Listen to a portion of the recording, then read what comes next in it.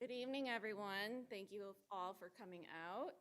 I am Brooke Clement. I'm the director here at the Gerald R. Ford Presidential Library and Museum, which is part of the National Archives and Records Administration. And it is a distinct pleasure to have you here this evening. As always, I want to express my sincere appreciation for our partners, the Gerald Ford Foundation and its staff for their continued and truly valued support of the library and museum. Before we start, can I just ask that your cell phones are turned off or are placed on silent? And while you do that, I'm going to briefly highlight some of our upcoming events. We have on May 20th, panelists Dr. Tia Cully, Dr. Robert M. Hendershot, and Dr. Steve Marsh will provide a behind-the-scenes discussion about turning their upcoming book, The Ford Administration and Anglo-American Relations, Revaluing an Interim Presidency, into an original museum exhibit. And then on May 21st, the very next day, journalist Susan Page will be here to discuss her new book, The Queen and Her Presidents, The Hidden Hand That Shaped History. For more details on these and other programs, you can visit our website at fordlibrarymuseum.gov. Now, it is a pleasure to introduce Akhil Amar, Sterling Professor of Law and Political Science at Yale University, where he teaches constitutional law at both Yale College and Yale Law School. A native Michigander, Amar attended Yale College, where he graduated summa cum laude, and then from Yale Law School. He clerked for Judge Stephen Breyer before joining the Yale faculty in 1985 at age 26. He is the only living Yale professor to win the university's unofficial Triple Crown, the Sterling Chair for Scholarship, the Devane Medal for Teaching, and the Lamar Award for Alumni Service. Amar's work has won awards from the American Bar Association and the Federalist Society, and most recently the Lincoln Center, is that right, Akhil? For his latest book. He has been cited by Supreme Court justices across the spectrum in over 50 cases, the most among scholars under the age of 70. A member of the American Academy of Arts and Sciences, he has written widely for publications and broadcasts. He is the author of over 100 law review articles and several books, including Born Equal, Remaking America's Constitution, 1840 to 1920, which is available tonight for purchase, and Akhil will be available to sign those books as well. He co-authors a bi-weekly column on the Supreme Court with Vikram David Amar on SCOTUS blog and co-hosts a popular weekly podcast, America's Constitution, with Andy Lipka, which offers CLE credit in most American jurisdictions. Given Amar's ties to both Ann Arbor and Yale, I'd like to think that President Ford would be sitting in front row tonight. So please join me in welcoming Mr. Amar to the stage.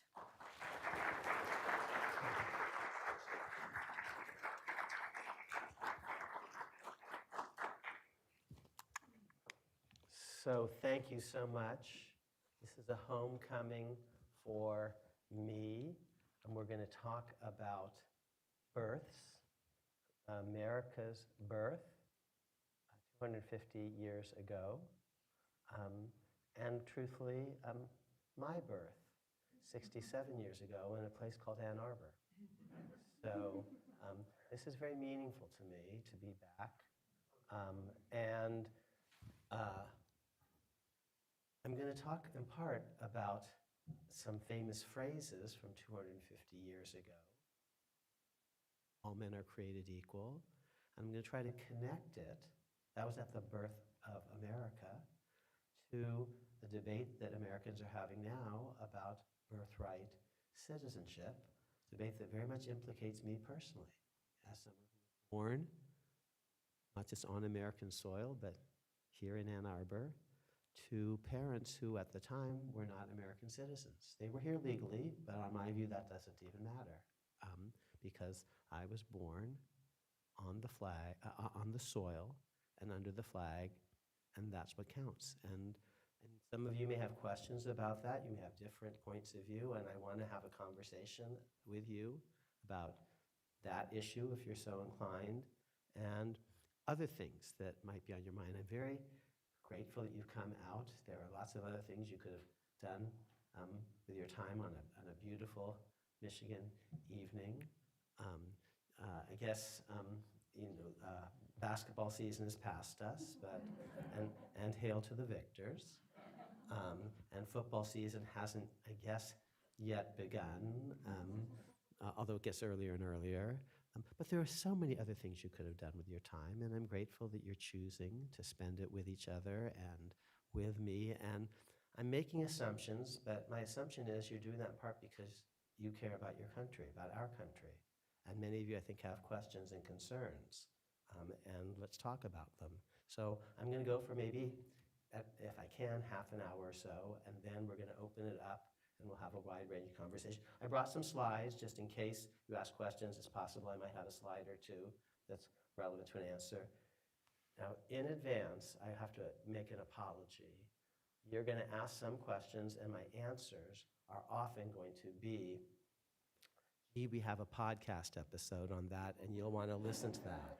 Or there's a book chapter that it will give you a more complete answer that I'm able to do in 2 or 3 or 4 or even 7 minutes. So I apologize in advance that that's what I may do in response to some of your great questions that I'm sure you've brought with you. And if you haven't, start thinking about the questions you want to ask. Now, here's the big pitch. And I'm preaching to the choir. You're actually not the people who need to hear this the most. But the basic point is that we Americans don't know enough about our Constitution and our history as a people, the institutions of our government. And here's what I mean by that. What do we have? Look to your left. Look to your right. What do you have in common? And the answer is, truthfully, not that much.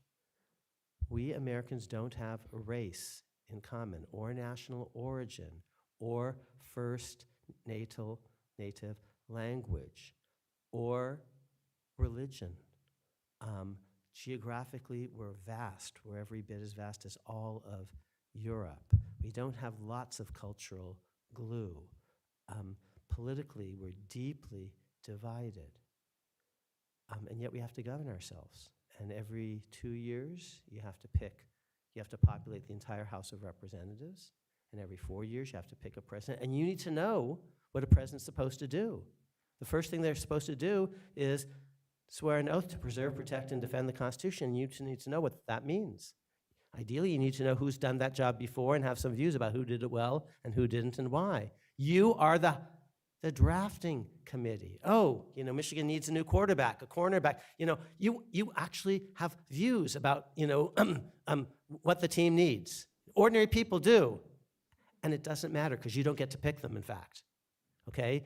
You have all sorts of ideas, and I hear it on talk radio all the time, and that doesn't, but you do actually get to pick presidents and members of Congress. Okay, you're the drafting committee, and you need to do your job. And in order to do your job, you need to understand the Constitution, our institutions of government, our history as a people, because it's the only thing that we have in common. And most of us don't. And I say we, my family doesn't go all the way back. We arrived in Ann Arbor, I wasn't here yet, in the mid-50s.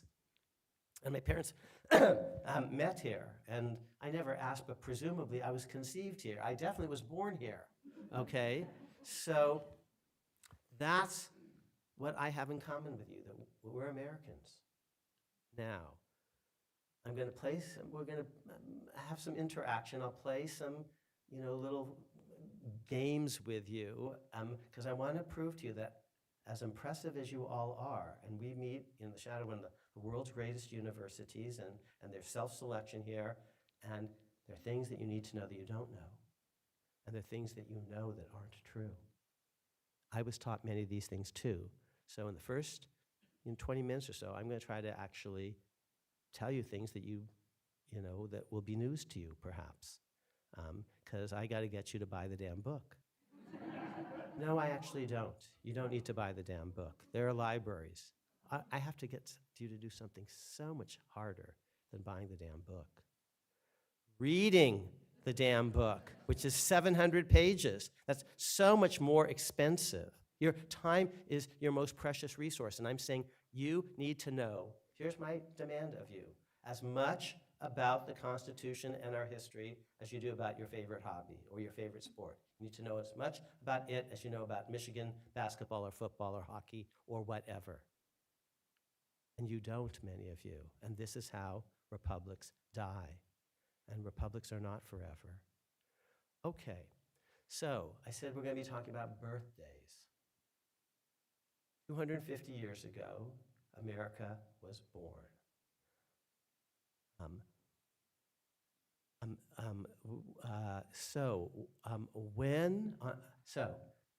There was this thing, it's called the Declaration of Independence.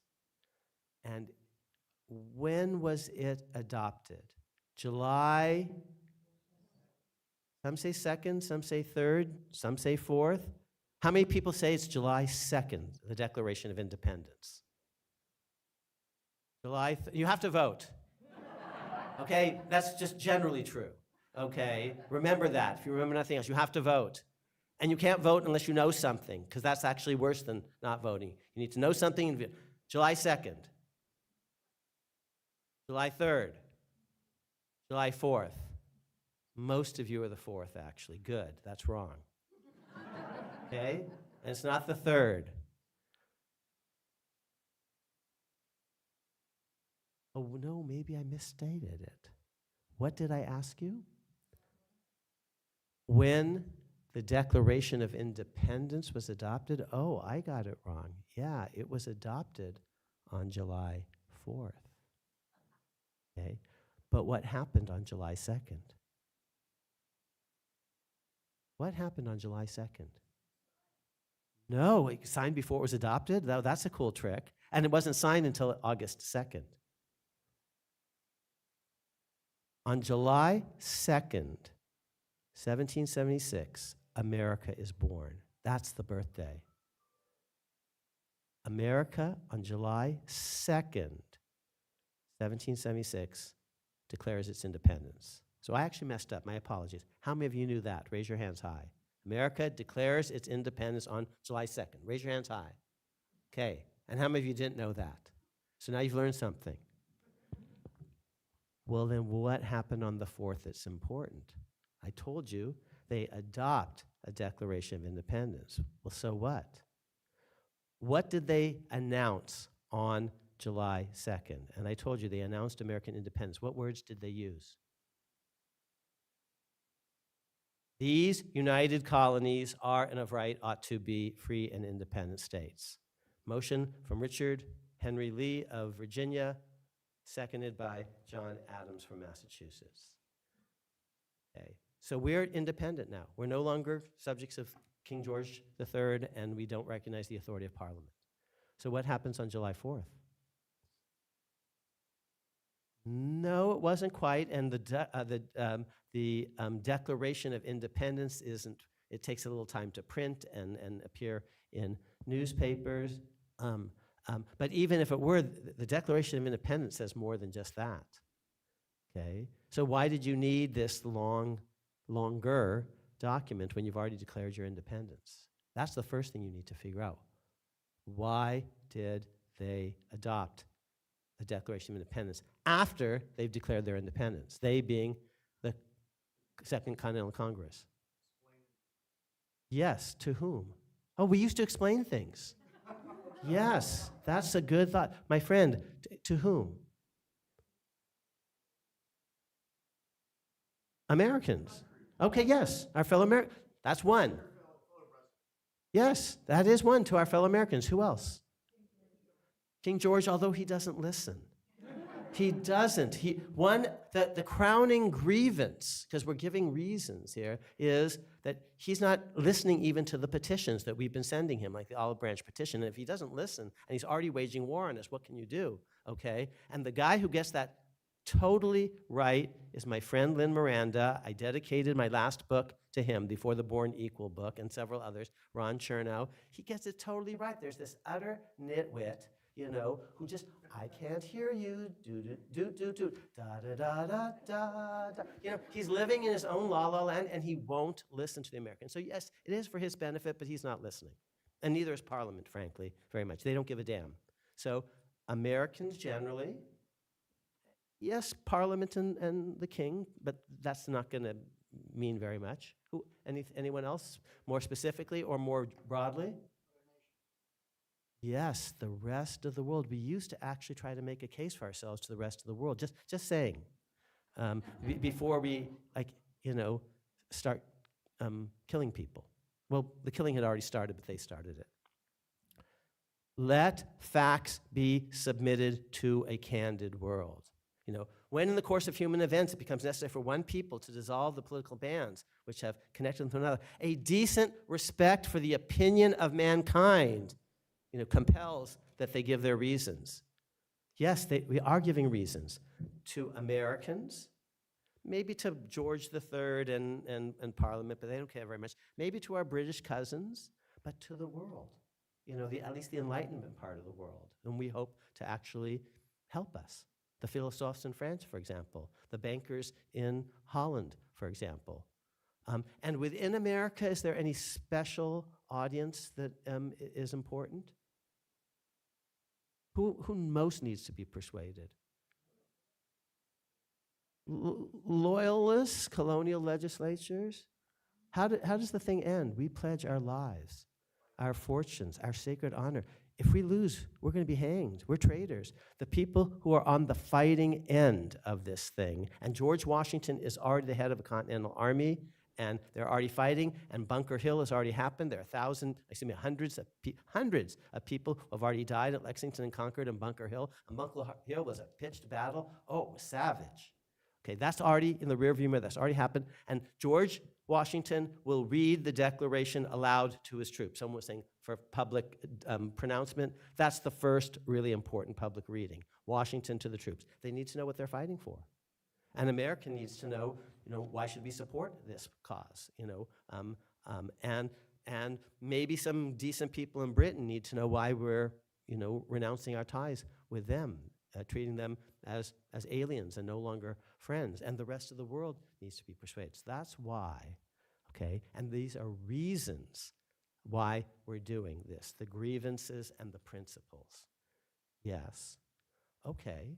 So we've already declared our independence, and now we're giving reasons 2 days later. You have to come up with what, if you looked at an early newspaper publishing the thing, and it's short, so it can be published in newspapers. We used to have this thing back then called newspapers.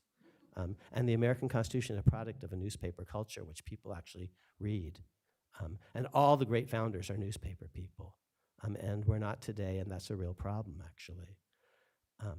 So these documents are written, sized, so they can be reproduced, published, made public in a publication called a newspaper by a publisher. If we looked at the newspapers of 1776, what phrase in this document called the Declaration of Independence would be in caps or in italics? What would be the key phrase in 1776? Shout it out. If we're just, what word? That's what we think today. All men are created equal. No one paid it. We the people is the Constitution, not the Declaration of Independence. Now I know I'm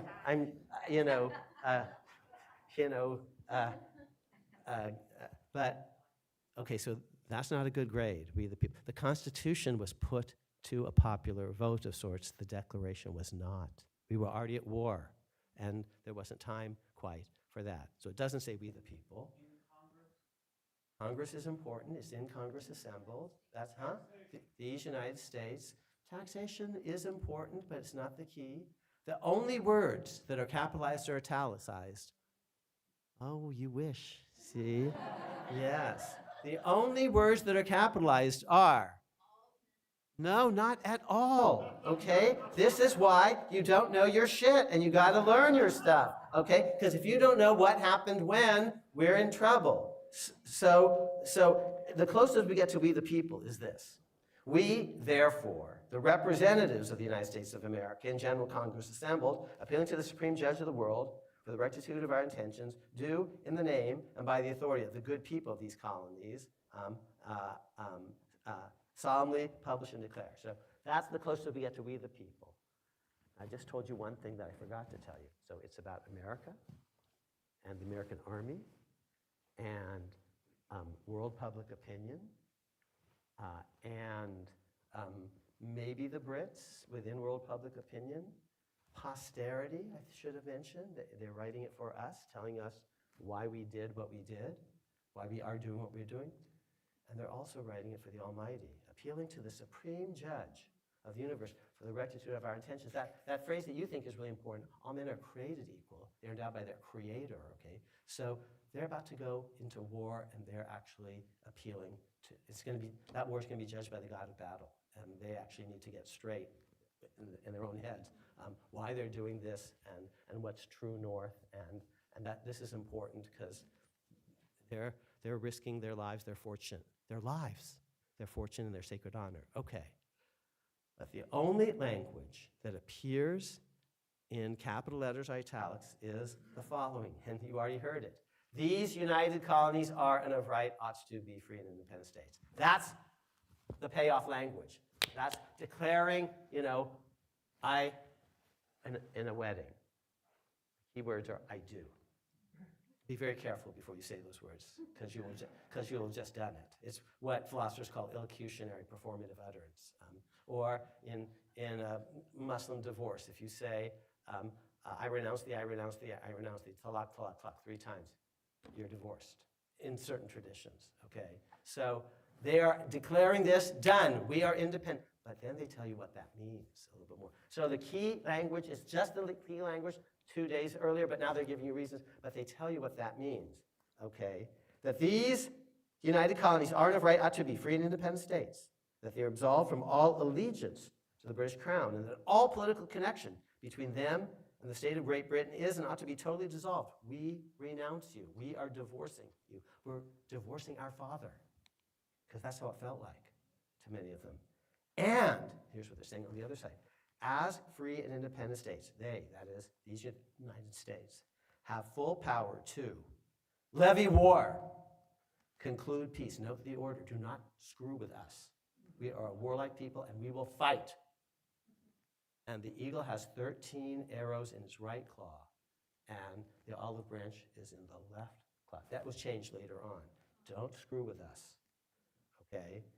We have full power to levy war, conclude, contract alliances, establish commerce. You can make deals with us, all sorts of trade deals, other deals, and we're good for it. You can lend us money, and we're going to pay it back. You can make deals with us, and there's no going back. We're crossing the Rubicon. We're not going to make nice with Britain anymore, so France, help us, and we'll pay you back. We're open for business because we are free and independent states. We're not part of Britain the British Empire in any way, shape, or form. That's what 1776 was about, independence. And on July 2nd, we declare it, and on July 4th, we give the reasons to each other, to the army, to the world, to God, to posterity. Okay. So now let's talk about who you think wrote the thing, which state is the most important of the 13 for this Declaration of Independence. See, because why would it matter, all these things that I just told you? Because it actually does. I'm not just giving you little trivial facts that are fun to win a bar bet or something. Okay, so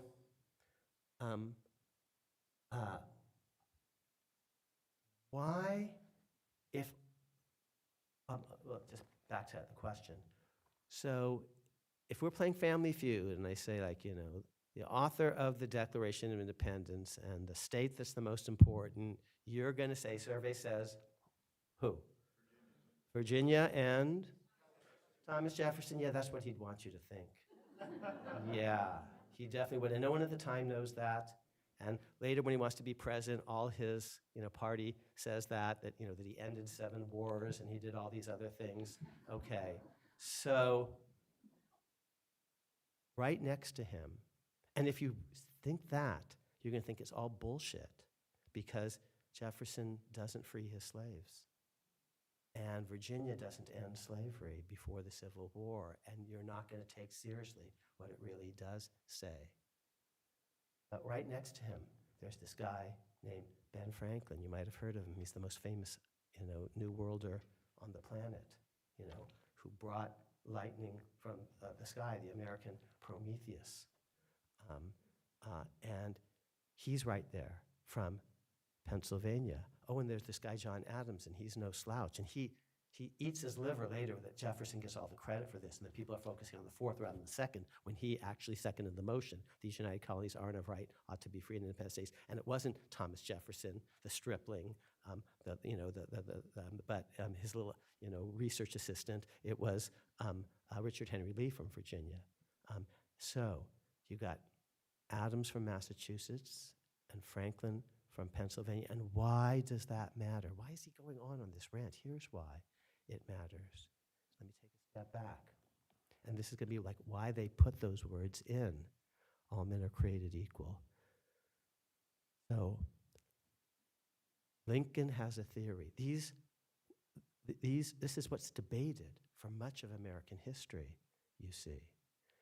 Abe Lincoln very famously says in 1863, and you know the words, but you actually haven't thought about them. This is how the book begins, Born Equal. 87 years ago, our fathers brought forth upon this continent a new nation. Brought forth, born, conceived in liberty, conceived as in, a baby conceived, and dedicated to the proposition that all men are created equal. Now, he's saying that in 1863, and he's saying something happened 7 years before that. It'd be 87, 80, 420s. It sounds more literary to say 7. So 1863 minus 87, you do the math, carry the 1, it's 1776. That's the Declaration, and he's quoting the Declaration, all men are created equal. He's not quoting the Constitution, which is 1787. He's not saying we the people. He's not quoting the Bill of Rights. Constitution is drafted in 1787, ratified in 1788, launches in 1789. Bill of Rights is proposed in 1789, ratified in 1791. He's not talking about any of that. He's talking about 1776. He says that's when it begins. A new nation, conceived in liberty, not slavery, is brought forth upon the continent. He thinks continentally. Dedicated to the proposition. He thinks the key idea is all men are created equal. Then he's going to have a theory, but why would they say that? Why was that important? It wasn't at all about independence. And other people disagree with Lincoln. And in the middle of my book, I'm going to give you 10 different ways of thinking about these 5 contested words, all men are created equal, which are at the heart of the Lincoln-Douglas debates and Lincoln's election as president, and eventually the 13th, 14th, and 15th Amendments. And you need to understand the debate about these essentially contested words, which we're still debating today in all sorts of incarnations. We're all created equal, and if people who are created straight can marry, why not people who are created gay?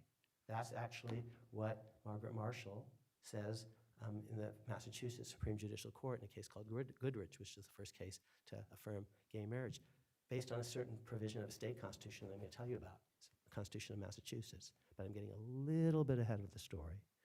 Okay, so Franklin from Pennsylvania and Adams from Massachusetts. Why do I say they're key? They're really important. Let's take a step back, because you're a very learned audience. How many of you have heard of 1619? Raise your hands high. 1619. How many of you have not heard of 1619? Okay, we'll do it again. Everyone votes. Yes. No. See, so you've heard of this, and it's bullshit. It's not particularly important. So the New York Times is making a big deal out of a nothing burger. 1619 is the year when slave ships from the Old World reach what becomes the shores of the later become the shores of the United States. The United States doesn't exist until 1776. Okay, reached George. But so what? Slavery is everywhere and forms of freedom in the world long before 1619. Africans are enslaving Africans, Native Americans, the Aztecs and others are enslaving other Native Americans, Asians are enslaving Asians. There's a reason you call them Slavs, because they were slaves in Europe, and there are other forms of unfreedom. Unfreedom exists everywhere in the world before 1619. So it's nothing new. That's not the essence of America. The idea of freeing slaves is a very ancient idea. It's in the Old Testament, it's in the New Testament, it's in Ben-Hur. For spoiler alert, Charlton Heston gets his freedom. It's in A Funny Thing Happened on the Way to the Forum, spoiler alert, Zero Mostel connives for his freedom. So the ancient world had the idea of slavery and freeing slaves. Emancipation, manumission. Here's what the ancient world did not have. The idea of ending slavery. Abolition, not freeing slaves, ending slavery. The ancient world did not have that idea. Jesus doesn't say that in the New Testament. I happen to be Christian, he doesn't. Okay? Where does that idea come from? Which place in the world first abolishes slavery on a wide scale? Which place in the world, and actually does it democratically, as opposed to just by royal edict or something? Okay, some people are saying Britain in what year? No.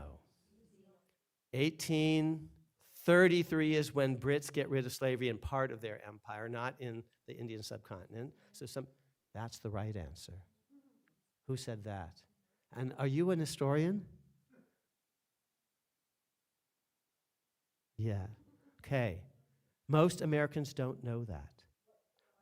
You don't know that, damn it, we Americans did it, not these, Brits, they have a nice accent, so you think, they're so nice. No, they're not, okay? George III is a murderous thug, okay? And Lynn Miranda gets him just right, and my dad is still alive, and he went to medical school in Amritsar and see the Gandhi movie and what they did in the Amritsar massacre, or how, old Churchill, allowed millions of people to die in the Bengal famine. Don't let that accent fool you. And don't think that they were so great.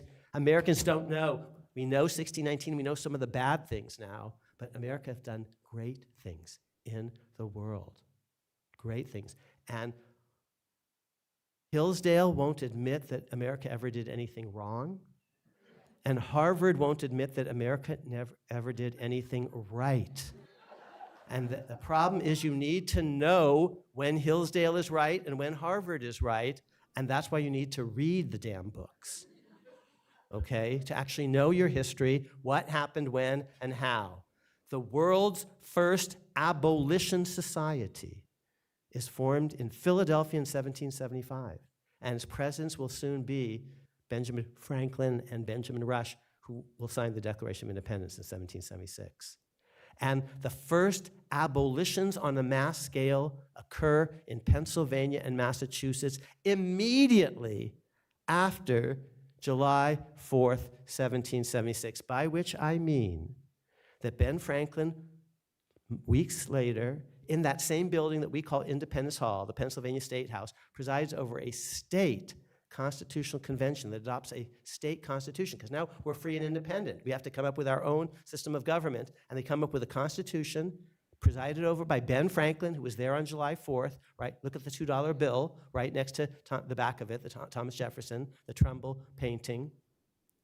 And that constitution begins, this is how it begins, with the following words: all men are born equally free and independent. And almost like that, within the next few years, the Pennsylvania legislature will pass a law that will put slavery on a path of ultimate abolition, extinction. It'll take time, but they commit themselves to abolition based on a state constitution that says all men are born equally free and independent, and that's Ben Franklin and Pennsylvania and the Quakers. And in Massachusetts, John Adams is going to preside over a convention in 1780 that's going to adopt a constitution that begins with the following words: all men are born free and equal. It's still in the Massachusetts Constitution, and that will immediately lead to abolition in Massachusetts. Those are the same words that Margie Marshall uses in our lifetime to end discrimination against gay folk when it comes to same-sex marriage. That if you're born free and equal, if you're born gay, you should have the same, equal rights as if you're born straight. That's what she says, using those same words. And you don't know that. You don't know that abolition is an American project, but it's not universal. It's only the American North that does this. Okay? 15 of 19 free soil states, when Lincoln is elected, have state constitutions that say something very, either word for word or something very close to all men are born free and equal. And they use those words to end slavery, to abolish slavery in the North, but not in the South.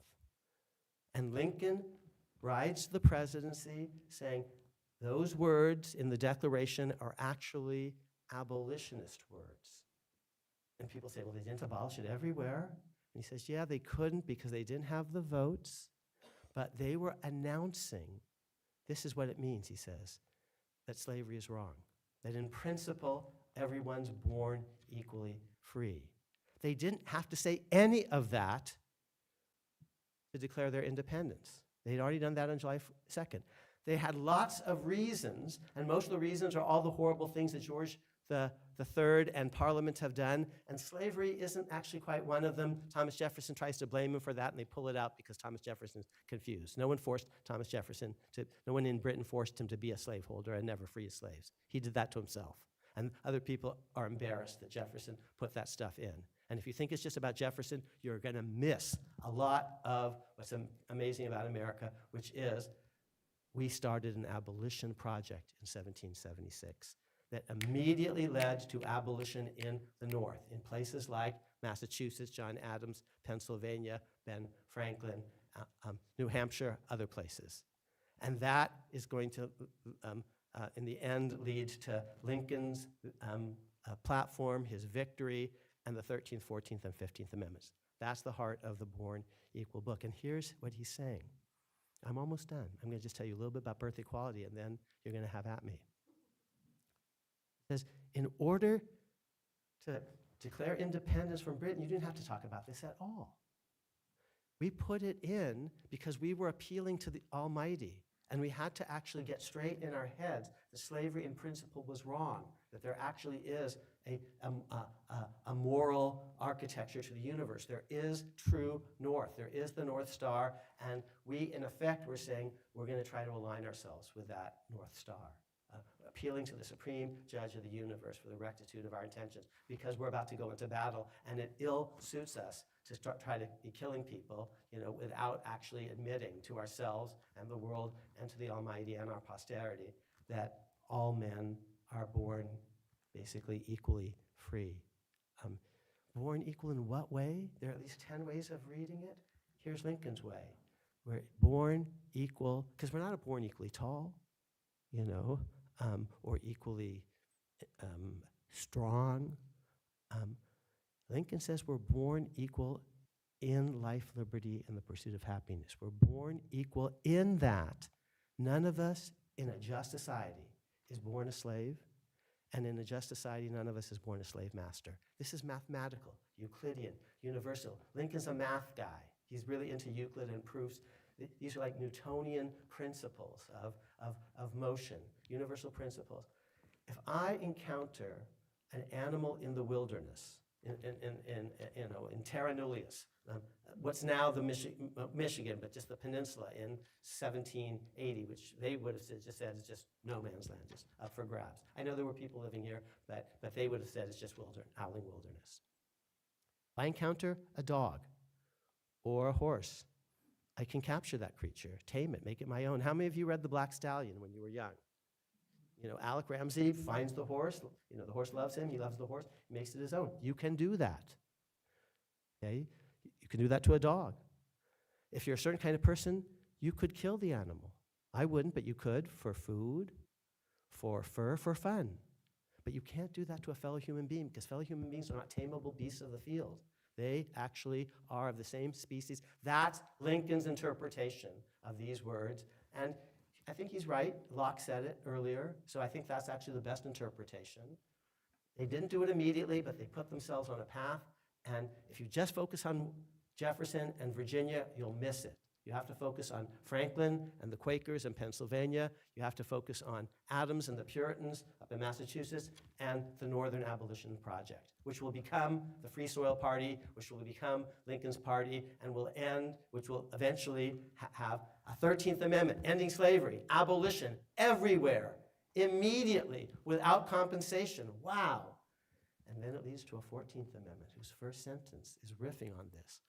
All persons born or naturalized in the United States are citizens of the United States, I would say equal citizens, and of the state wherein they reside. We're all born equal. That's a slightly different idea, and here's where I end. And then you can ask me about subjects with jurisdiction, all sorts of things. Oh, and this is telling me to shut up. So, no, I programmed it, because I go on too long. And I hope you've already learned some things that you didn't know before that are actually relevant, to our world. So, born equally free, that's the 13th Amendment, no slavery, everywhere in the world. 14th Amendment, and is a different idea. If you're born on American soil and under the American flag, you're a citizen. It's narrower. If you're born in Canada, you're out of luck. If you're not a constitutional birthright citizen in France. So it's narrow, but it's deeper. It's not just that you're free. You're an equal citizen with all the rights and responsibilities of citizenship. That's a different idea than merely being free in the world. And Lincoln, in the Lincoln-Douglas debates, actually says, I'm opposed to Negro citizenship. He grows, he evolves, and the political context makes it possible for him to grow. I think he may have always wanted to be this, but it would have been politically suicidal to have been in favor of Negro citizenship in Illinois in 1857, 58. Lincoln is never the most advanced politician of his era, never. He is always the most advanced politician who stands a chance of getting elected. And he never backslides, and he only moves forward.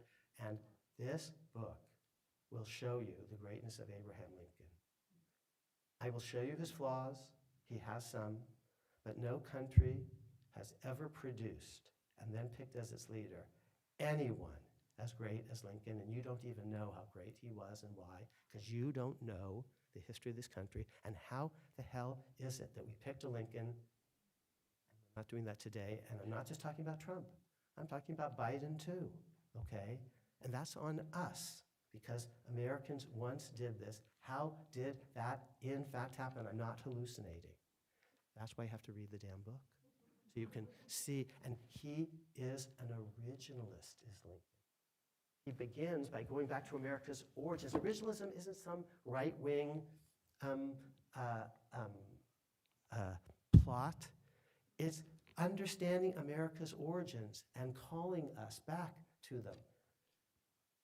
7 years ago, he's saying that's 87 years ago. How many of you from living memory can remember something that happened 87 years ago? None of you. You'd have to be about 92 and have a very good memory.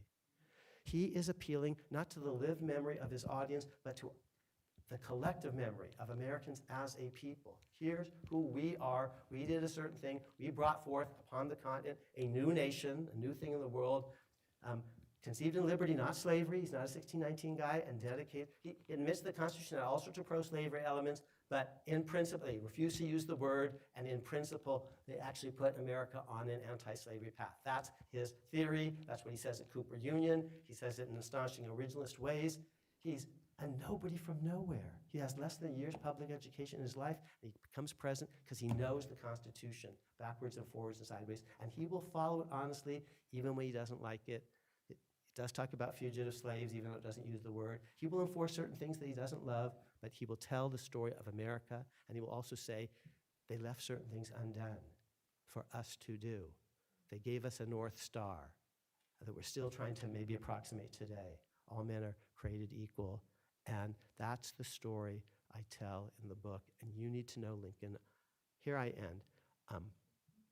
The book tries to be narrative. It has characters in it. Founding book. This is the second in a trilogy. I'm trying to tell the story of America from the beginning to now. Volume 1, The Words That Made Us, America's Constitutional Conversation, 1760 to 1840. It's a pun. The words that made the U.S., us. The words that made we the people. Because in 1760, we're just a bunch of scattered colonies that happen to be contiguous, but we don't talk to each other. And we pull together, we declare our independence together, we create an Articles of Confederation, kind of NATO, then we consolidate it with a constitution, we improve it with a Bill of Rights. We become a we. That's volume 1, the words that made us. This is remaking America's Constitution, born equal, remaking America's Constitution, 1840 to 1920, the next 80-year period. Now my first volume, here's where I'm going to end. You're going to pass this test. I'm going to tell you the story of America using people, using characters. There are 6 people by acclamation who are the great founders. What are their names? James Madison, John Adams, Thomas Jefferson, I heard. Hamilton, my name is Alexander Hamilton. This is telling me to really shut up. George Washington, and Ben Franklin. Your first 4 presidents, Washington, Adams, Jefferson, Madison, and your 2 geniuses, Franklin and Hamilton. And you were taught that the father of the Constitution is? Okay, so by the way, so you're right on that, and that proves that you're Americans because they wouldn't get that. You know, survey says, Family Feud, they wouldn't get those as the big 6 in Paris or New Delhi. They wouldn't. So you're Americans, but there's stuff you don't know. Father of the Constitution is? Madison. That's, of course, what you were taught. No, that's preposterous. It's utterly absurd, and we can talk about why, but their national capital is not called Madison, D.C., and that monument is not called the Madison Monument. And the first president of the United States who's unanimously elected and unanimously reelected is not James Madison. And James Madison, by the way, is 5'4", okay? So he's never going to be your quarterback or your power forward, okay? And George Washington actually had an army that defeated the most powerful army in the world and then gave it up, even though he could have made himself king or emperor. Of course it's George Washington, and there are reasons why you were taught something different, because Jefferson and Madison are founding a political party. They're trying to take credit and glory for stuff that they didn't really quite do. So there are reasons you were taught all sorts of stupid stuff, which is the same stupid stuff I was taught. So you have to read that book to really get the, I would say, the right story. Volume 2, 1840 to 1920. This is about equality. The problem with that book, it's long, that's one problem. But another is white males.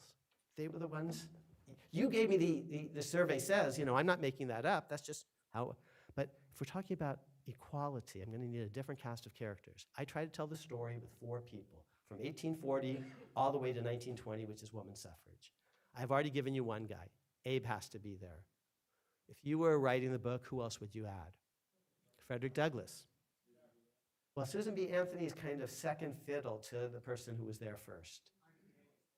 Elizabeth Cady Stanton. And yes, for symmetry, I would, if I had a black man and a white man, Douglass and Abe, and then a white woman, Elizabeth Cady Stanton. Oh, I might like a black woman, Ida B. Wells or Harriet Tubman or something, but they are not actually truly driving the action in an important way. I tell you the story of another woman.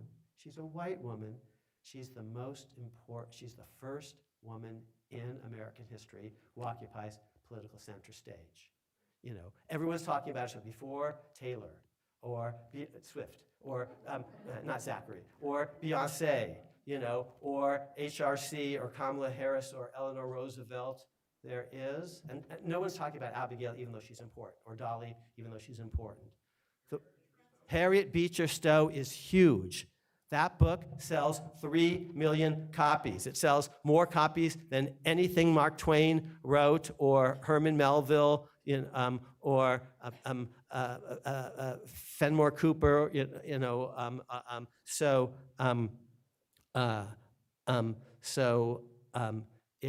It's huge, and she writes as a woman, about women, as a mother, about mothers. More than Melville, or Twain, or Hawthorne, or anyone. She's huge, and I'll introduce you to her, and to Frederick, and to Abe. They're amazing people. We descend from them, and you don't know what they did and what the story really is. So you don't really know who we are. And if you don't know who we are, how do we go forward? Okay, what do you want to talk about? Are we going to bring a microphone around? I turned it off. Oh, that's my alarm again. Yes. I said, this is when you really have to shut up. Okay. Okay. You've talked about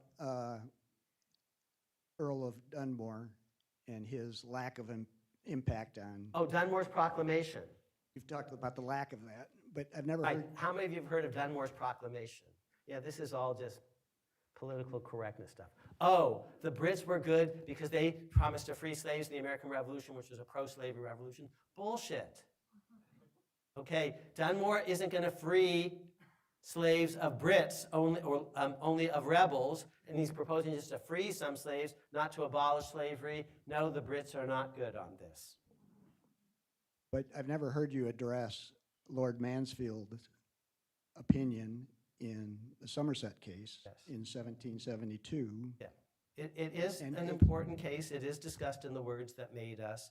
It's not about abolition at all. Britain basically doesn't have much slavery on the island itself, and Somerset's case says you can't bring slaves to the island, but slavery is a huge part of the British Empire, and Somerset's case doesn't do anything about that. But what about the impact it had on the southern colonies and their desire for independence? Vastly overstated for reasons that are explained on my website, akhilamar.com, which is connected to my podcast. So, no. Where does the Boston Massacre happen? You know, where's Grant, you know, who's buried in Grant's tomb? Boston. Where does the Boston Tea Party happen? Boston. Where does the writs of assistance case where John Adams says the child independence was born happen? Boston. There are very few slaves in Boston, so the standard story is that the American Revolution has very much a kind of a Boston center. Philadelphia is actually important as well. Yes, some Virginia, but not so much, truthfully. There is a story about Western Virginia land that's important. I tell that story in this week's podcast, in fact. But no, it's not really, Somerset's case is not a particularly important thing in the American Revolution at all. Yeah, not even that, truthfully. So people have to show their work, show the evidence, okay? They can't just assume a causal connection. They have never done that. I'm not the only one who says that. Jim Oakes says that. Sean Wilentz says that. Gordon Wood says that. Back in the day when actually there were serious historians around. And we have many fewer of them today, truthfully. So, no.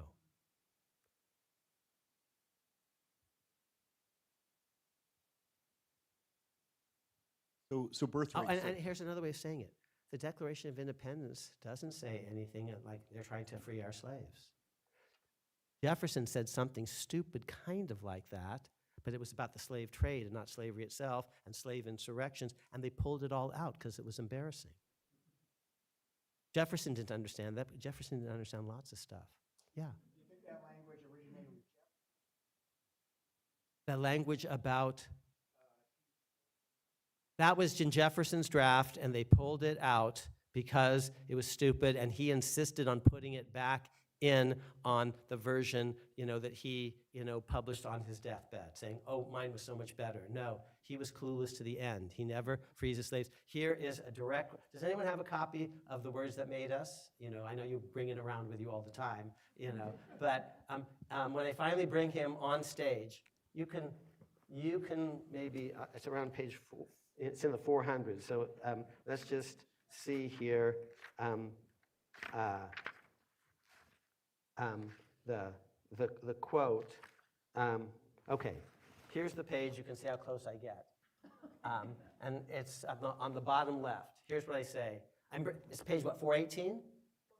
414. Here's what I say about Tom Jefferson. People lie, period. Politicians lie more than most people, period. Thomas Jefferson lied more than most politicians, period. And then it's something like, he lied to his constituents, he lied to his friends, he lied to Washington, and he lied to himself. It's something like that. That's Tom Jefferson. And slavery is why he becomes a liar, because he's ashamed of it.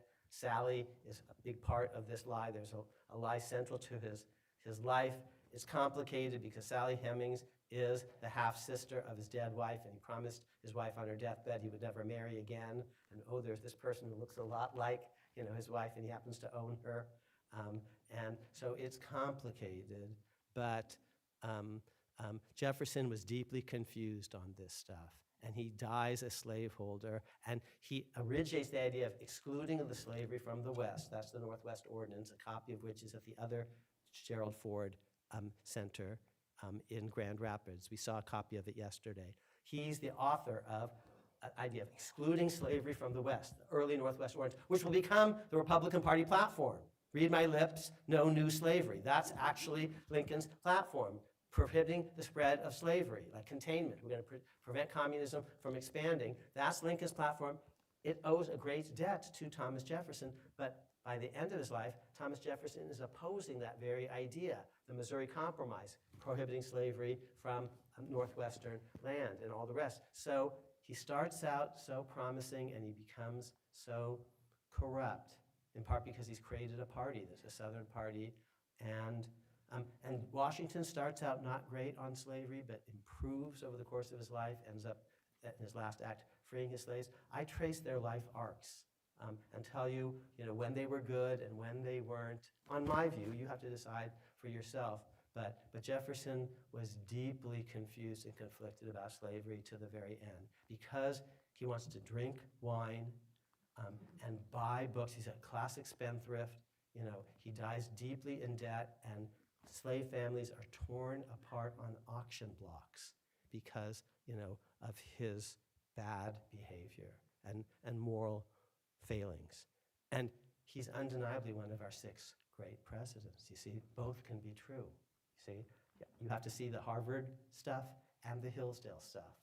And history is complex in just that way. But you need to know the actual details. And it's not Dunmore, and it's not that the Brits got rid of slavery in 1833, and it's not that he's the essence of the Declaration of Independence, and it's not that all men are created equal doesn't mean anything at all, nor is it that they're focusing on this first and foremost immediately. They're not until later folks come along.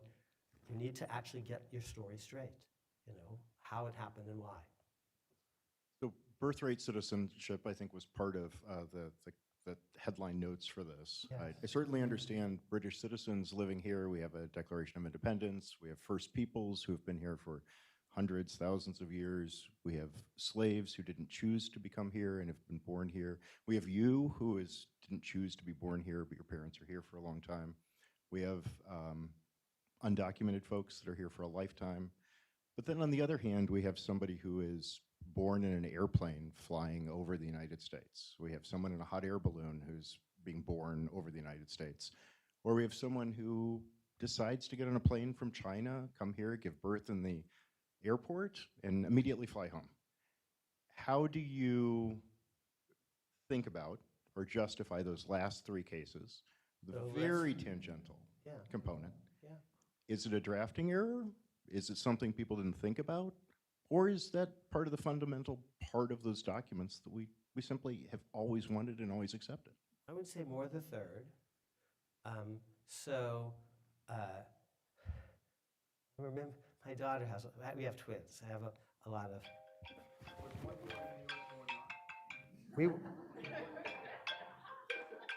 We were all born in the U.S.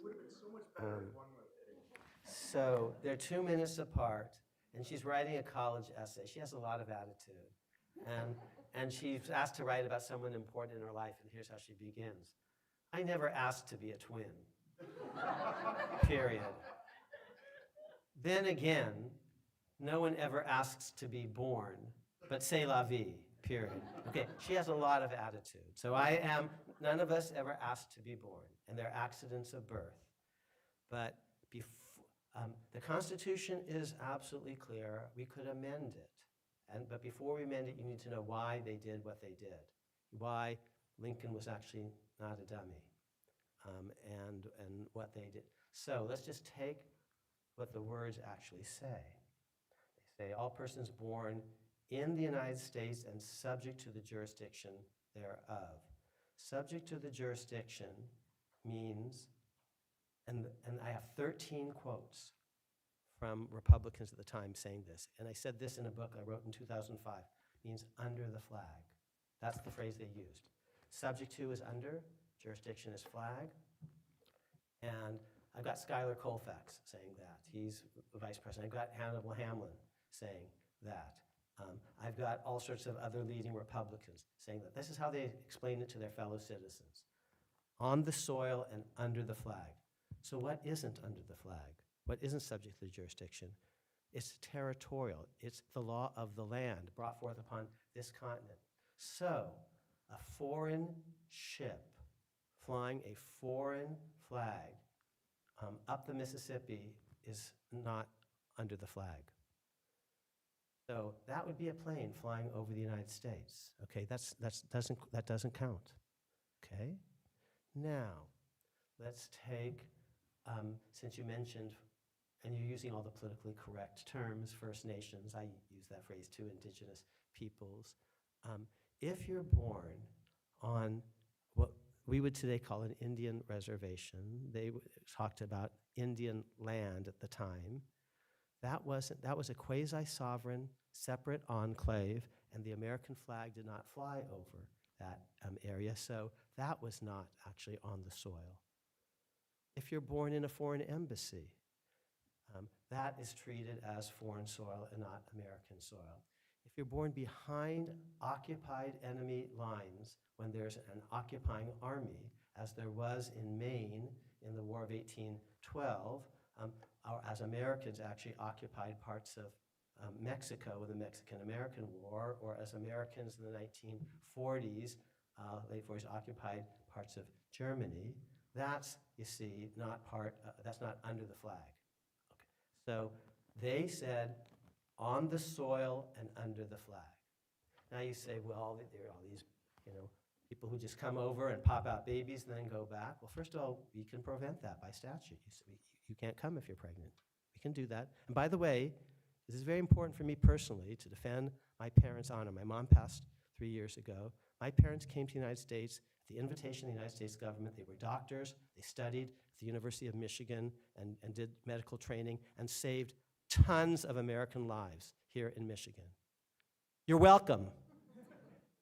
Okay? My name is Akhil Amar because my father's mentor was Reed Nesbitt, who was he was head of urology here at the U of M and one of the great urologists of the century.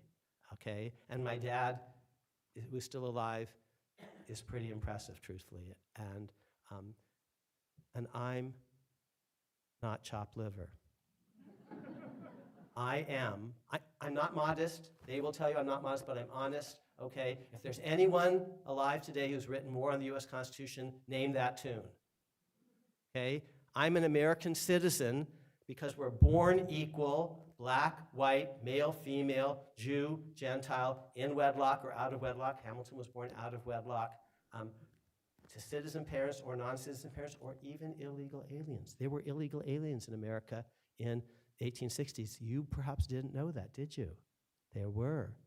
There were slaves who had been brought in illegally because we prohibited the international slave trade in 1808. Lincoln makes a big deal of this. But people were smuggled in violation of that, and they had, yes, things that Trump never told you and that you didn't know because you're spending too much time, following the U of M football and basketball, which doesn't matter in the world, and I'm happy they won, fine, but it doesn't matter in the world, and this stuff does. Today, there are probably people in container ships in Manhattan being smuggled in as sexual slaves from Thailand and China, probably today, against their will. So there were illegal aliens in the United States, and they popped out kids, and the central purpose of the 14th Amendment was to citizenize the children of all the slaves. Dred Scott said, blacks can't be citizens, descendants of slaves can't be citizens, and Lincoln's men said, oh, yes, they can. That's Lincoln, as president, authorizes Bates, as Attorney General, to issue a memorandum saying everyone born on American soil and under the flag is an American citizen. And that's what Bates says, and Lincoln's a law guy, and this is his law guy, his Attorney General. That's what Chase says, who will later be Chief Justice. He was Simon P. Chase. He was head of the Treasury. That's what Seward says. He's also law-trained Secretary of State. That's what Lincoln team believe. So if you don't want people coming in, we can prohibit them, okay, these Chinese pregnant women or something. And if they come in illegally, we can punish them in all sorts of ways. We can fine them. We can say, that'll be $100,000, please. You violated our law. And if they don't have $100,000, then they can't give anything to their kid until they first pay us, because they owe us. There are lots of things we can do if we actually paid attention to the Constitution rather than just trying to demonize, folks. You cannot blame the child for, whatever the parents may have done. But by the way, let's talk about someone who's born in the United States, not to a Chinese person, but to U.S. citizens, and then they move to China and grows up. That person's a citizen. Let's talk about someone by statute who's born, I have a friend here who spent time in Germany, a former student, born in Germany to American parents. Statutes from 1855 on say you're an American citizen if you're born to American parents in Germany, and the kid's never here.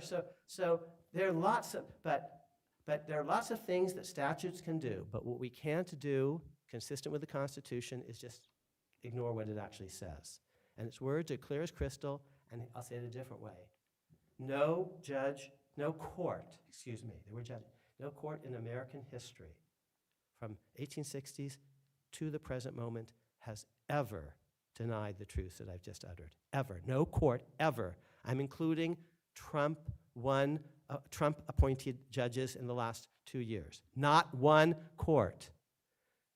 No president, no administration has ever denied these truths, including in Trump 1.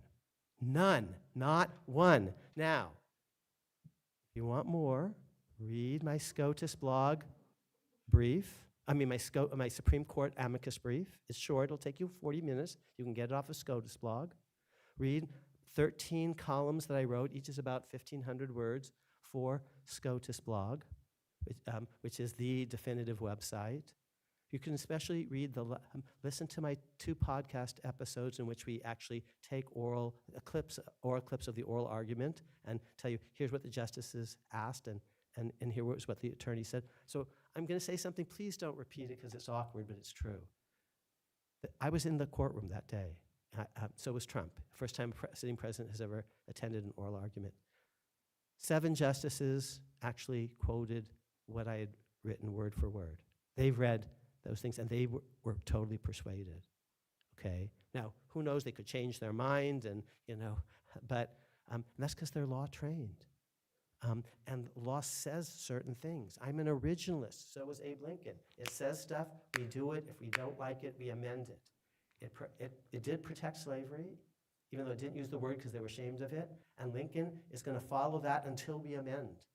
And he did. He got a 13th Amendment through, and then a 14th and a 15th. We could do the same. So I'm saying 2 points. I'll give you one other amazing factoid. And then the 2 points. In the 1940s, enemy aliens of the United States, subjects of the Emperor of Japan, who has launched a despicable attack on Pearl Harbor in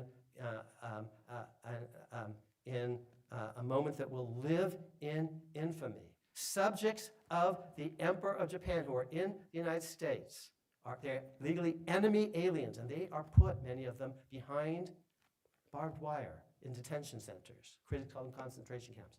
And some of them popped out babies in those places.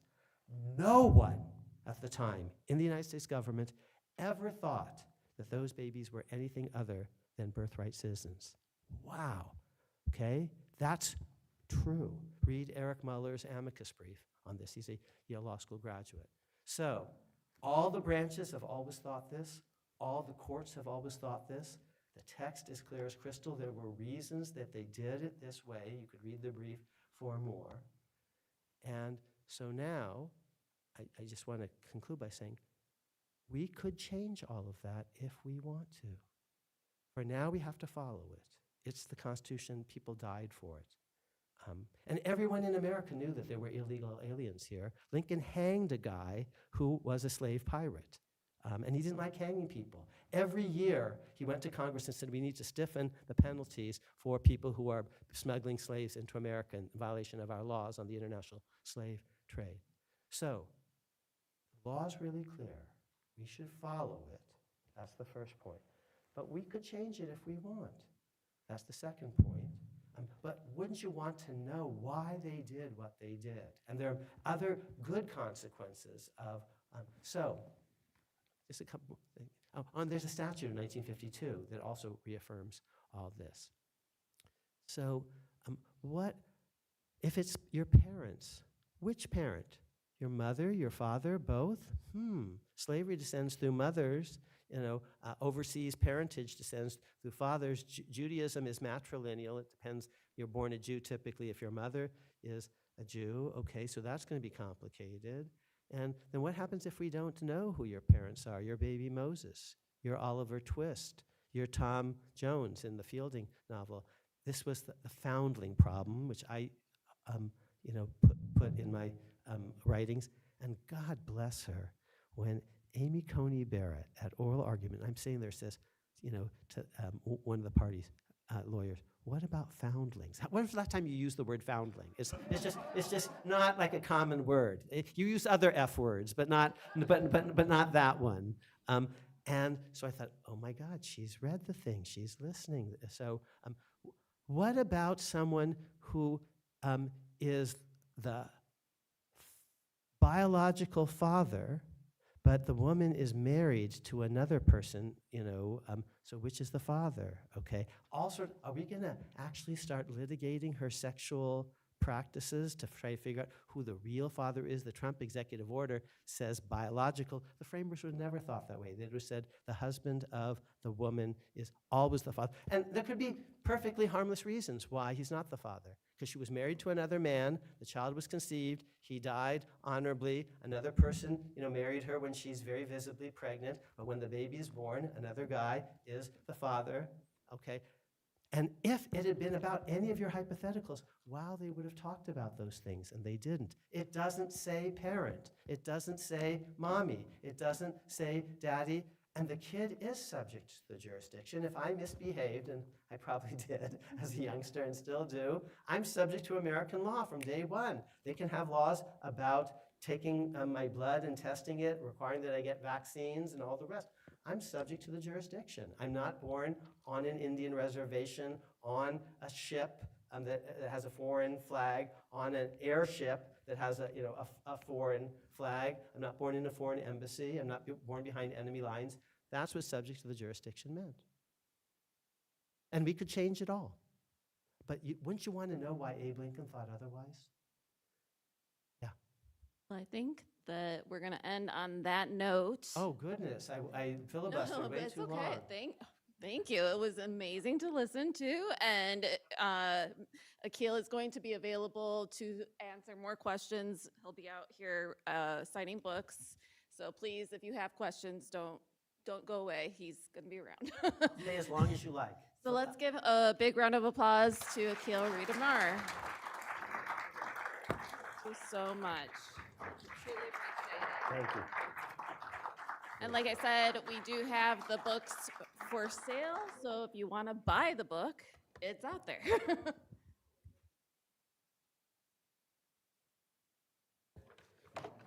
Wow, I thought we had a little more time for Q&A. My apologies. Like getting into the actual specifics and everything like that. Okay, good. As long as you're not unhappy, then I'm not unhappy. Okay. I think that everyone else was very enthralled as well. Okay. I thought I had a book ready for you too.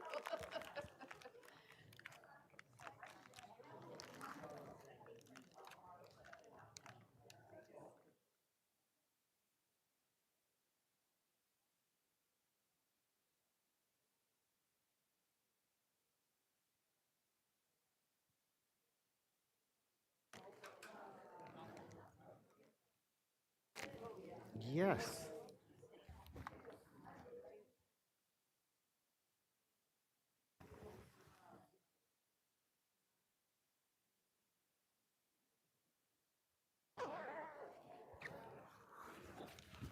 I'll take that. You want this at all? Oh, yeah, let's stick this in here. This is good. I'll take that with me and take this with me and take that. Yes. Professor, this charlatan sold me this book back in 2016, and I was hoping Oh, my gosh. you could explain it properly. Okay, this is cool. You're Nathan?